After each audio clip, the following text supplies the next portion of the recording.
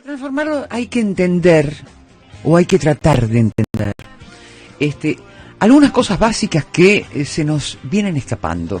Por ejemplo, un secuestro de las palabras, de la noción de las palabras, y una falta de rigor analítico sobre ciertas nociones que repetimos, que se sellan irreflexivamente. Jorge Mahfoud, escritor, ensayista, docente, ha pasado por nuestro reloj de arena varias veces, felizmente. Considera que capitalismo y democracia es un oxímoron, es decir, algo que se neutraliza a sí mismo, ¿no? Se contradice internamente. Entonces, como esto se repite constantemente y lleva ya demasiados años de historia y de razamiento, queremos escucharlo a Jorge Mahfoud. ¿Cómo estás, Jorge? Qué gusto saludarte. Hola, Liliana, qué gusto hablar con ustedes, con Esteban también. Sí, acá está Esteban, escuchándote atentamente. Bueno, dale, empieza por eso. ¿Por qué se asoció siempre capitalismo con democracia y dónde está el choque de la contradicción? Bueno, esa es la lógica de la propaganda. Recuerdan, ahora no tanto porque es un tema políticamente incorrecto, tal vez en cierta medida debido a la razonable crítica, pero antes cuando querían vender un auto lo asociaban a qué? A una mujer joven, bonita y sensual, ¿verdad? Sí, sí. ¿Qué tiene que ver el auto con? Es decir, también viajan viejos, ¿no? Sí. Entonces, es la lógica de la propaganda. La misma ocurre y siempre ha ocurrido a lo largo de los siglos, asociar aquello que es narrativa políticamente fuerte, establecido, con lo que está en disputa.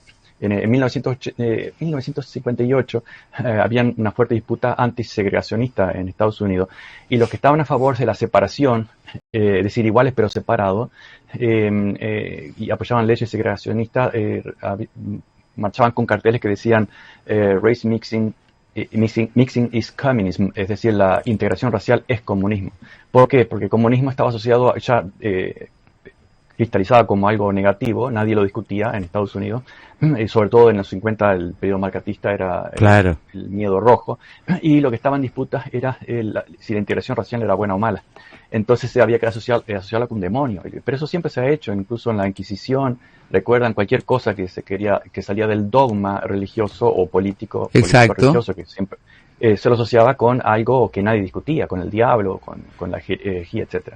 Y eso es lo que ha ocurrido en los últimos siglos, asociar el capitalismo con la democracia, lo cual es filosófica, conceptualmente una contradicción, Sí. pero además históricamente, factualmente es contradictorio, porque simplemente basta con ver la historia de los últimos 1, 2, 3 siglos, en todos los continentes, donde se implantó el capitalismo, la privatización de tierras y de medios que no existían en África, en las Américas, e incluso en Asia, no solamente se implantó brutal pobreza, Milei diría lo contrario, pero lo dice.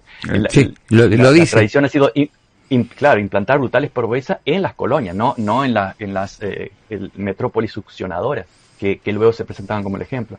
Y esa miseria, esa pobreza, no solamente era pobreza en general, sino que imponía una dictadura de clase y una dictadura política que básicamente se consolidaba con un dictador bananero, tanto en África como en América Latina. Nosotros tuvimos muchísimos dictadores bananeros hasta en Argentina. Entonces, ¿quién promocionó eso? ¿Cuántas de ellas fueron impuestas por la Unión Soviética, que no voy a ponerla como modelo de democracia, pero ¿cuántas instaló la Unión Soviética en América Latina? Ninguna. Incluso Cuba la apoyó mucho después de que Fidel Castro se convierte abiertamente al comunismo por la invasión de Bellacochino. En fin, históricamente y conceptualmente no tiene discusión. No se sostiene. Siempre fue antidemocrático. Pero la propaganda lo cristalizó como lo contrario, son sinónimos. Incluso siempre me llamó la atención a mis estudiantes en las discusiones, lo dan por asentado. Bueno, socialismo, dictadura, capitalismo, democracia. Bueno, pero lo mismo que decir que el capitalismo es cristiano o el cristianismo es capitalista. No tiene ningún sentido, simplemente por asociación.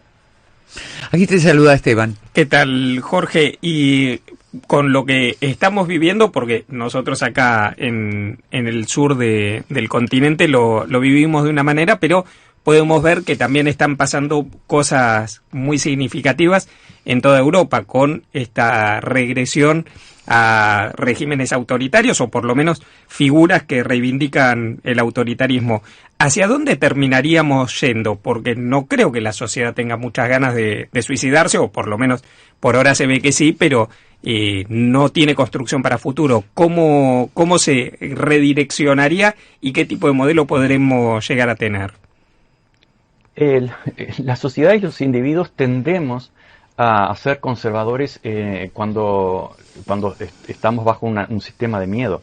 Nos pasa a todos. Tal vez no cambiamos un trabajo por, bueno, no estamos contentos, pero tampoco estamos tan mal. Vamos a cambiar, salir de Guatemala, entrar a Guatepeor, etcétera. Es decir, hay una cierta tendencia a conservar. Ahora, los procesos históricos, incluso individuales, emprendemos un cambio cuando estamos ya en una situación de no retorno, cuando ya no hay más remedio. Claro. En la sociedad pasa lo mismo. Los grandes cambios, si lo vemos históricamente e incluso también conceptualmente, vienen con crisis. A lo largo de la historia, rara vez un sistema ha cambiado porque ha dicho, bueno, estamos mal, vamos a cambiarlo. ¿Por qué? Porque los que tienen el poder son los que se benefician del sistema, del status quo. Y aquellos que tienen el poder no van a decir, bueno, vamos a cambiar porque en 30 años o 20 años esto se va al carajo. No lo van a hacer, porque están muy bien y lo que intentan hacer es mantenerlo. Y lo mantiene a través de la propaganda, para volver otra vez al principio. Las masas que se están perjudicando, como en Argentina, eso más obvio imposible. En muchos países, en América Latina, etcétera, se están perjudicando, pero están mantenidas por el sermón. En este caso, no el sermón tanto religioso, sino ideológico y mediático. ¿Y qué pasa en el centro del mundo? Bueno, históricamente, presentados como los modelos de progreso y de modelo a seguir, que incluso hasta Margaret Thatcher insistían, pero vean el ejemplo de cómo la libertad de mercado y eso nos trajo prosperidad. Nunca existió la libertad de mercado para los imperios, ellos la destruyeron. Lo dijo Adam Smith en 1776. Pretender que haya libertad de mercado acá que vuelva, porque ya existía antes, es muy ingenuo. La destruyó no solamente el capitalismo, sino el neoliberalismo y el reaganismo y el thatcherismo la terminó de matar, pero benefició a una minoría. Así como las sociedades se beneficia una minoría que no quiere el cambio porque se beneficia del status quo, en el sistema global le pasa lo mismo a nivel internacional. Una minoría de países se han beneficiado de ese sistema. ¿Cuál es el cambio? Es que ese sistema económicamente está cambiando de una forma dramática. Tenemos un terremoto geopolítico y por lo tanto, véanlo, por ejemplo, que empezó en Europa, esa reacción hacia el fascismo, que casi una copia de los años 20, sí. También por la frustración económica, de no somos los grandes en Alemania, etcétera. Así que hay que hacer Make Germany Great Again. Eso era el discurso de Hitler sí. y de Mussolini. Entonces, esa frustración encuentra fácilmente una traducción epidérmica, visceral en el fascismo. Entonces, algunos dogmas narrativos se mantienen como la libertad. ¿Cuál libertad? O sea, lo hemos dicho 1.000.000 de veces durante 10 o 20 años. La libertad del esclavista. Los esclavistas también se llenaban la boca con la libertad. Es su libertad, no la del resto.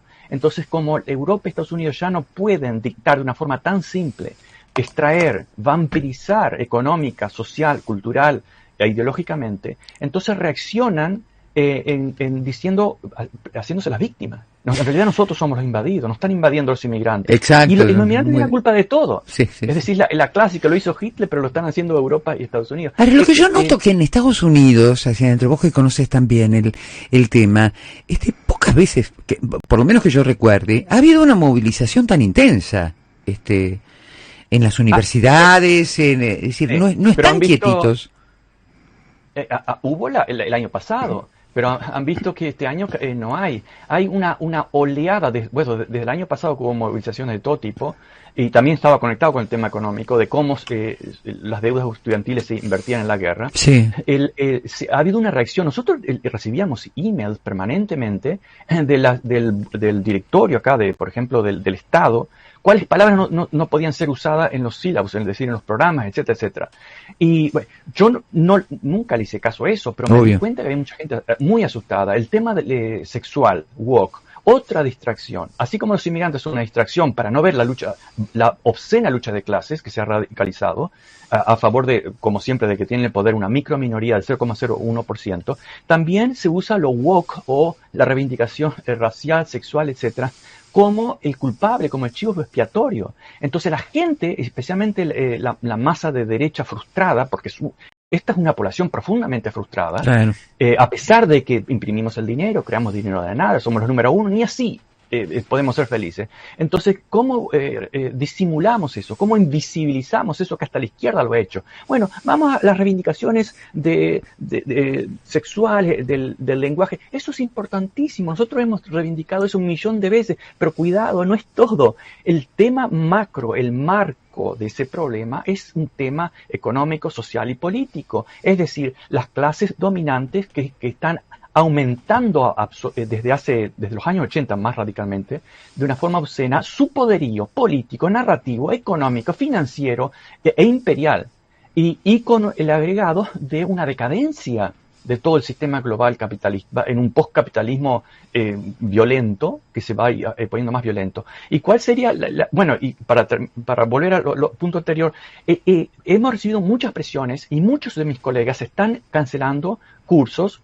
Algo que no tiene sentido. La universidad no puede recibir directivas de nadie. Si la universidad al contrario, jódanse porque todo el resto de la sociedad está a la derecha. Y si quieren la libre competencia, ese es el resultado. Entonces, nadie puede decir qué cursos vamos a dictar. Pues el miedo lo está haciendo, la autocensura lo está haciendo. Sí, Casi sí. no hay protestas. Y las protestas populares en Estados Unidos se han ido criminalizando. El miedo, porque la gente necesita comer y tiene familia, ha ido Claro. creando un cáncer social que le beneficia ¿a quién? Al trabajador. Pero Estados Unidos es lo mismo de fascista en siempre. este momento.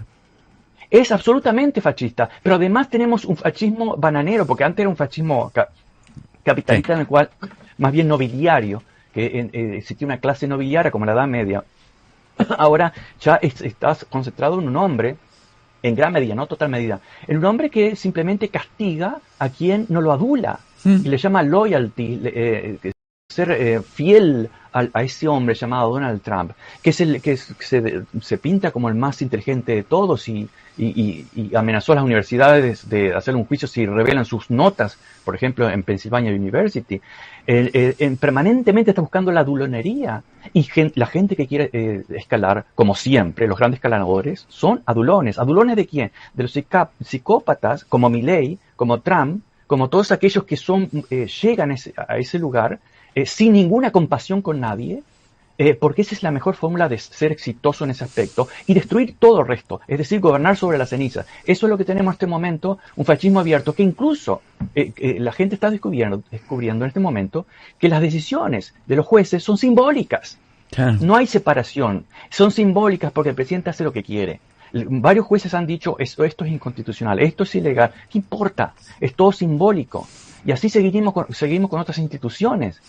Entonces, eso es fascismo abierto, pero todavía queda la narrativa de la libertad que se está cayendo también. Sí, se va a caer. La nueva derecha lo está eliminando. Sí, se va a caer rápido. ¿Alguna otra pregunta, Esteban? Sí, una cuestión que por ahí lo que está pasando es que justamente en este momento pesa más el poder de los empresarios, de las empresas, que de los estados nacionales. Por eso también la decadencia de la democracia, porque nosotros podemos elegir a nuestros representantes en el Estado, pero no de las empresas que nos gobiernan. Es una ficción todo. Claro. Es una gran ficción. Exacto. Bueno, estamos viviendo. Y eso es lo que significa privatizar, hacerlo secreto, hacerlo privado, y que nadie pueda ni siquiera protestar. Recordemos que la democracia en realidad que tanto se le atribuyó al Occidente, no fue un invento occidental. Era totalmente contradictoria con el espíritu y la filosofía europea. Los ilustrados lo copiaron de los indígenas, especialmente por el ejemplo de los indígenas, de los pueblos indígenas del norte, que eso sí era democracia. Eso sí era democracia, y por algo vivían más, por algo eran más saludables, por algo eran más altos que los europeos, porque tenían trabajaban la mitad de los días del año y tenían casi no tenían guerras como los europeos. ¿Cuánto le Entonces, le eso era la adeudamos? democracia. ¿Cuánto le adeudamos? Bueno, la seguimos, nos detenemos en este bordecito y la seguimos en la próxima, Jorge. Dale. Es un placer escucharte. Gracias. El placer es para mí escucharlos a ustedes y siempre agradecido, Liliana. Abrazo enorme. Te recuerdo hasta del programa de Rincón de Liliana. Uy, ¿te acordás también? Sí, cómo no, vos te acordás, pero nosotros nos acordábamos, todos estábamos medio enamorados de Liliana. Lindo, gracias, Jorge. Ese pasado, viste, cuando uno llega. Abrazo enormísimo. Chao, Jorge, gracias. Quédate. Ya vuelve Reloj de Arena en Radio 10.